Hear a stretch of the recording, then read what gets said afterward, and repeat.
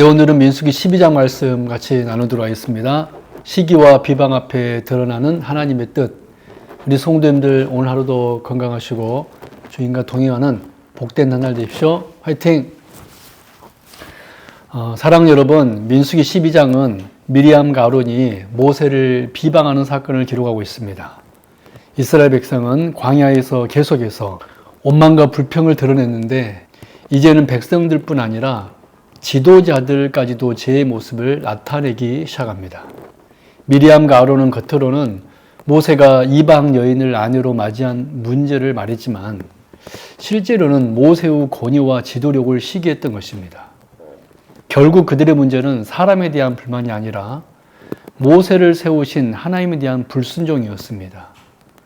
이 말씀은 인간의 시기심과 교만이 얼마나 공동체를 무너뜨리는지를 보여주는 동시에 하나님께서 겸손한 자를 어떻게 붙드시고 보호하시는지를 보여줍니다. 이 말씀을 우리 세 가지로 살펴보도록 하겠습니다. 첫 번째 1절에 3절의 내용으로 시기와 교만은 공동체를 무너뜨립니다. 미리암과 아론은 여호와께서 모세와만 말씀하셨느냐 우리와도 말씀하지 아니하셨느냐라고 말합니다.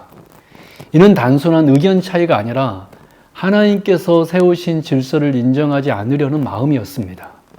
그들의 중심에는 시기심과 교만이 자리하고 있었습니다. 하나님께서 모세를 특별히 사용하시는 것을 받아들이지 못했던 것입니다. 죄의 특징은 다른 사람의 은혜와 사명을 기뻐하지 못하게 만든다는 데 있습니다. 하나님께서 각 사람에게 맡기신 자리와 역할이 다름에도 불구하고 인간은 끊임없이 비교하고 높아지려고 합니다. 그러나 성경은 모세가 온유함이 지면의 모든 사람보다 더하였다라고 말합니다. 모세는 자신의 권리를 주장하기보다 하나님 앞에서 겸손히 행했던 사람입니다. 사랑하는 성도 여러분, 공동체를 세우는 것은 경쟁과 시기가 아니라 겸손과 사랑입니다. 하나님은 교만한 자를 물리치시고 겸손한 자에게 은혜를 베푸십니다. 두 번째, 4절에서 8절의 내용으로 하나님은 당신의 종을 친히 변호하십니다. 하나님은 미리암과 아론을 부르셔서 모세가 어떤 사람인지를 직접 말씀하십니다. 하나님은 선지자들에게는 환상과 꿈으로 말씀하시지만 모세와는 친구처럼 대면하여 말씀하신다고 선언하십니다. 이것은 모세가 스스로 높아진 사람이 아니라 하나님께서 친히 세우신 종이라는 사실을 보여줍니다.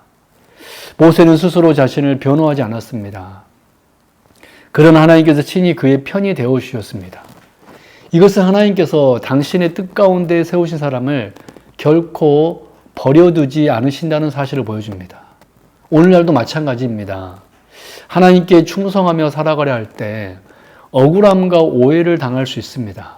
그러나 성도는 자기 힘으로 모든 것을 해결하려 하기보다 하나님께 맡길 수 있어야 됩니다.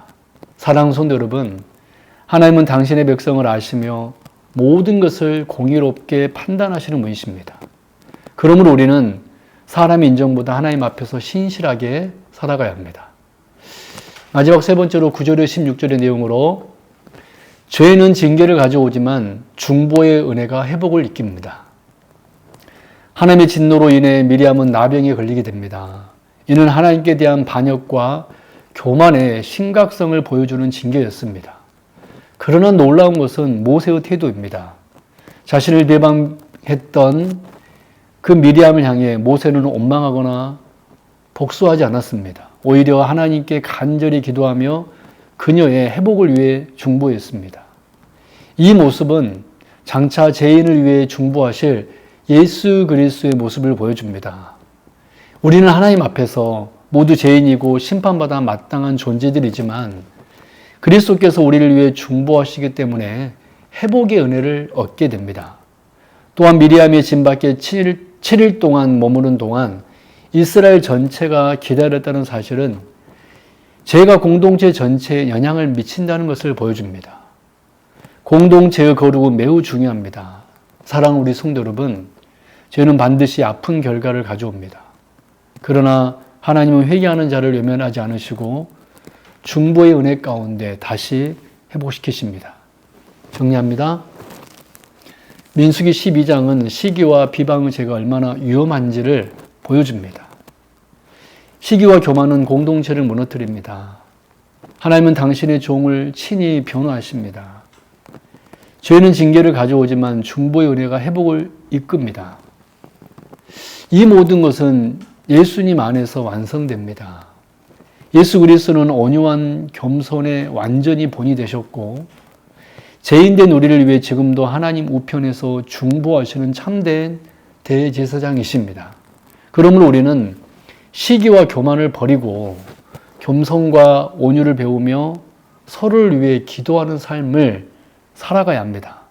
오늘도 그리스도의 마음으로 공동체를 세워가며 하나님 앞에서 겸손히 행하는 저와 여러분 되기를 바랍니다. 아멘.